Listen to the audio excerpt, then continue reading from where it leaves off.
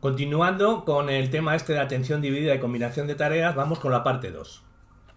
Hablemos de un modelo de sistema de producción para explicar el cuello de botella en el PRP. Fagot y Passler sugirieron un modelo sencillo, basado en un sistema de producción. Condición, acción. Si semáforo rojo, parar. Si olor a gas, cerrar llave. Propusieron que un modelo que intentara explicar el cuello de botella como sistema de producción debería de tener las siguientes propiedades. Hablemos de 4. 1. Antes de realizar la tarea, se activan unas reglas de selección de respuestas. Cuantas más se activen, menor será la activación individual de cada una de ellas. 2. Para cada regla existe una condición y una acción. Cuanto mayor sea la activación de la regla, más rápido se aplicará. 3. Solo se puede aplicar una regla cada vez. Y 4. Una regla puede especificar múltiples acciones motoras. Es necesario generar o recuperar un código en la memoria para encontrar la acción adecuada para una condición. Sugirieron que el cuello de botella se encontraba en el punto de generación de ese código y que solo se podía recuperar una respuesta a la vez. Los mecanismos posteriores, consulta de especificaciones de respuesta y transformación en acciones, no están limitados. Hagámonos una pregunta. ¿De verdad existe el cuello de botella? Si el PRP se debe a una competencia en la recuperación de la memoria y en la selección de respuesta, no debería importar qué tarea se realice primero. Existen evidencias que sugieren que el orden de las respuestas en el ensayo anterior influye en la respuesta que se da al siguiente. De Jong, en el 1995, examinó cómo se organizaba y controlaba el rendimiento en dos tareas que se solapaban. En sus experimentos, a los sujetos se les presentaban estímulos siguiendo un orden impredecible y se encontró que lo que afectaba al rendimiento era el orden esperado. Sugirió que estaba controlado por una estructura de control multinivel que prepara el sistema para el procesamiento inmediato de la primera tarea y para cambiar de manera oportuna y rápida a la segunda tarea. Consideró que esta compatibilidad podía exigir menos demandas de capacidad de procesamiento del canal central. Para Schumacher, en el 2001, demostró que los tiempos entre tareas se comparten de forma casi perfecta. Para Hazeltine, Tage e Ibri, en el 2002, encontraron resultados similares. Existe un debate sobre si el efecto PRP podría suprimirse si las tareas fueran compatibles desde un punto de vista ideomotor. Lien, Proctor y Allen en el 2002 propusieron que la compatibilidad ideomotora no suprimía el PRP y era necesario aclarar el propio concepto para conocer su importancia para la combinación de tareas. Para Greenblatt, en el 2004, decía que se podía demostrar empíricamente una distribución de tiempos perfecta entre tareas si se hacía hincapié en la velocidad de respuesta y que la compatibilidad ideomotora no era condición suficiente para obtener dicha distribución. Hablemos de explicaciones alternativas del PRP. Existe una distinción entre la atención como un único canal y la atención como recurso. Por lo tanto, existen diferencias similares en las explicaciones del PRP. Tombu y Jole Coe, en el 2003, compararon y contrastaron distintos enfoques y expusieron su propio modelo. Distinguieron entre teoría del cuello de botella estructural de Berford y Passler y la teoría del cuello de botella estratégico para Meyer y Keiras, y la teoría de la capacidad compartida para Kahneman, Nabon, Gopper y luego Nabon y Miller. Hablemos de teorías del cuello de botella estructural. Cuando dos tareas se solapan en el tiempo, tanto la primera como la segunda parecen tener que recurrir al mismo mecanismo que recupera el código necesario para emitir la respuesta. Si está ocupado procesando la información de la primera tarea, la otra tendrá que esperar. Esta espera es lo que causa el PRP. El cuello de botella monocanal explica una propiedad del PRP, la de la interacción entre el PRP y el retraso temporal entre la presentación del estímulo de la primera y la segunda tarea. Cuando las asincronías en la aparición del estímulo SOAS son prolongadas entre las tareas 1 y 2, la 1 ha sido procesada en el estadio del cuello de botella cuando se presenta el estímulo de la 2. Conclusión. No existe competencia entre tareas y la tarea 2 no muestra retraso. Con SOAS breves, la tarea 1 sigue ocupando el cuello de la botella justo cuando lo necesita la tarea 2. Por eso la tarea 2 se retrasa hasta que la 1 haya terminado de utilizar los procesos de dicho estadio. Mientras se vayan acordando los SOAS, la tarea 2 esperará cada vez más para utilizar el cuello de botella, dado que la tarea 1 siempre accede primero. La SOA no debería afectar a esta tarea. Hablemos de teorías del cuello de botella estratégico. Modelos de control ejecutivo. Meyer y Keras en el 1997 al 99 propusieron el modelo de control interactivo del proceso ejecutivo, el EPIC, para el rendimiento con doble tarea y el PRP. A priori, una vez aprendida una habilidad o destreza, debería ser posible combinarla sin coste con otra tarea que exija otra destreza, porque ninguna de ellas requeriría procesamiento central. Si apareciera interferencia, sería 1. La destreza no está suficientemente aprendida. Y 2. La existencia de un control ejecutivo estratégico. En este modelo, la interferencia sigue estando en el cuello de botella, pero puede existir el EPIC que pospondría o daría prioridad a determinada tarea. La distribución perfecta de tiempos solo es posible en condiciones adecuadas que, según estos autores, no se da habitualmente. Logan y Gordon, en el 2001, propusieron el modelo de control ejecutivo de la teoría de atención visual, el ETVA. Este modelo permite asignar prioridades a las tareas, incorpora mecanismos que participan en el control de asignación de recursos, establecimiento de metas de rendimiento e inhibición de respuestas no deseadas. Y hablemos de teorías de la capacidad compartida.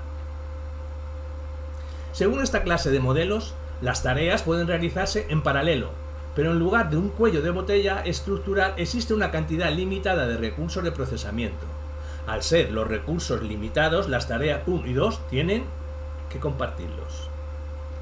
Tombu y Joel Howe, en el 2003, sugirieron que la mayor parte de la capacidad se habría asignado a la tarea 1 y por tanto los resultados confirman la existencia de un único canal de procesamiento.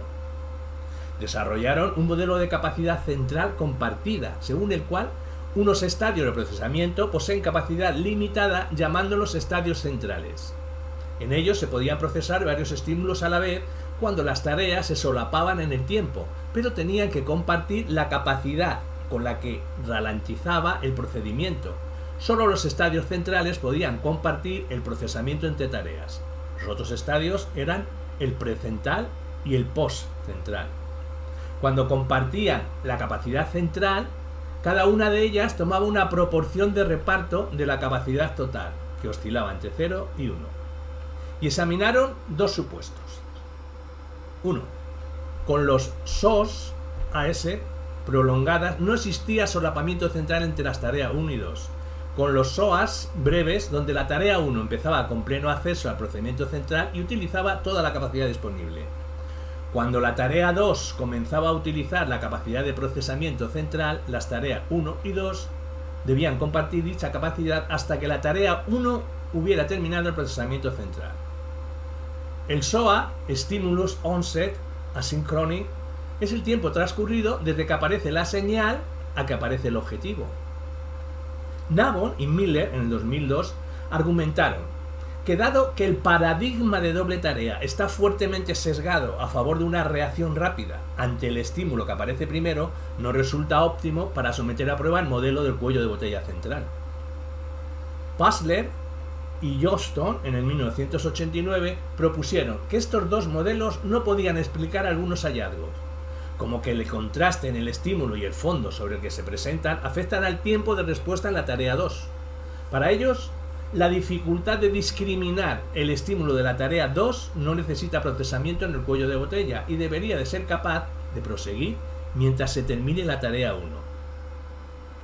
Así, con SOAs breves se puede procesar la tarea 2 antes del cuello de botella al mismo tiempo que la tarea 1 y con SOAs prolongados entre tarea 1 y 2 la discriminación del target de la tarea 2 no puede comenzar hasta que se presenta y por lo tanto no se puede avanzar en el procesamiento previo al cuello de botella mientras la tarea 1 se esté procesando en él. Puzzler también argumentó en contra de estos modelos de reparto de la capacidad. Cuando los participantes eran libres de responder en el orden que quisieran a la tarea 1, punto 1, o a la tarea 2, una letra, con un SOA 0, ambas tareas recibirían una cantidad igual de capacidad disponible y terminarían al mismo tiempo. Cuando el orden era aleatorio, una tarea terminaría siempre antes que la otra. La distribución de los TR sería dispersa y con el centro en O, o 0. Así que, según Puzzler, si el rendimiento se explicara mejor a través del cuello de botella, aparecerían patrones de respuesta diferentes dependiendo de la estrategia de respuesta del participante.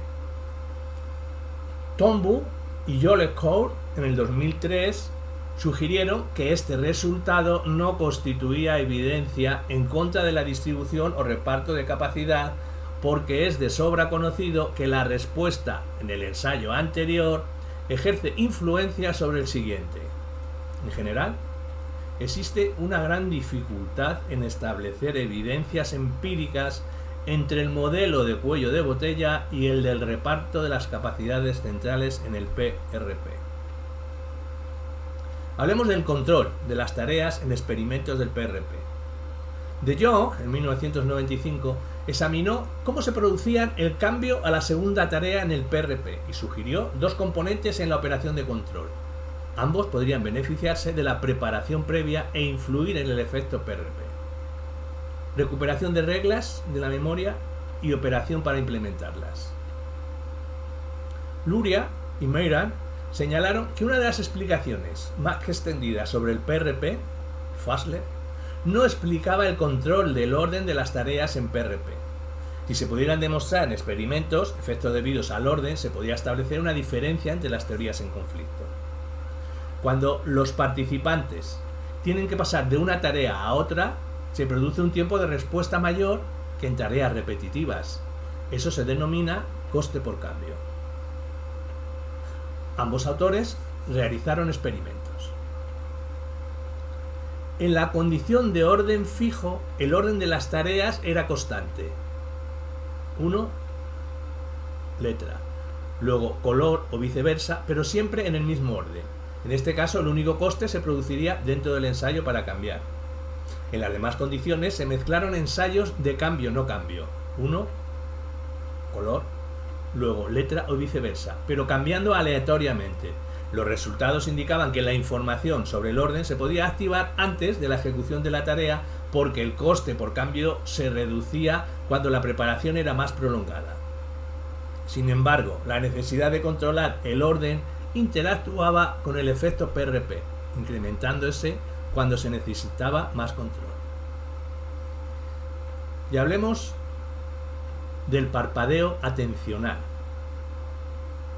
La muestra de una secuencia rápida de targets sucesivos se conoce como PRSV, presentación rápida de series visuales, PRSV, y se diferencia del PRP en que mientras en el primero solo se presentan dos targets a los que hay que responder, en las PRSV se requiere estar atentos a una secuencia de estímulos, normalmente letras, y responder cuando se detecta uno, normalmente por el color, a un ritmo de unos 100 milisegundos por ítem.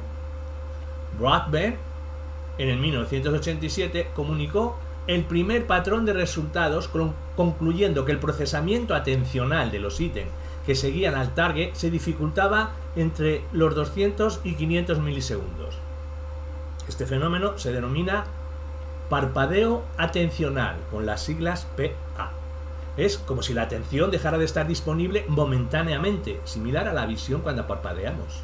Es decir, si se identifica un target y después llega otro, es probable que el segundo sea ignorado. Por lo general, el estímulo presentado inmediatamente después de un target se pasa por alto y el peor rendimiento se produce cuando el target 2 se presenta en la posición 2. 0, target, 1, 2, etc. Posiciones anteriores más 1, más 2, etc.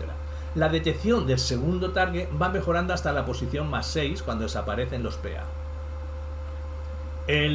La ceguera para la repetición, con las siglas CR, ceguera para la repetición, es un efecto relacionado con el PA en el cual los observadores no consiguen detectar la repetición de un ítem en una serie PRSV. Chun y Potter en 2001 sugieren que el PA se produce por limitaciones de capacidad a la hora de consolidar la información visual en la memoria operativa y en la consciencia. Proponen que el procesamiento del PRSV consta de dos etapas. Una, codificación inmediata de los ítems como targets. No existen límites en la capacidad de procesamiento. Sus representaciones son frágiles o decaen o se sobreescriben por los estímulos siguientes de la PRSV. Y dos, la capacidad de procesamiento limitada en capacidad ya que sigue ocupada por el ítem anterior. Es decir, los ítems que aparecen más tarde en la serie tienen que esperar a que el cuello de botella de la etapa 2 quede libre. Ese periodo de espera se le puede conocer como el parpadeo atencional. Una explicación alternativa sugiere que el PA se debe a una interferencia porque los ítems que llegan muy juntos compiten por un conjunto limitado de recursos de procesamiento.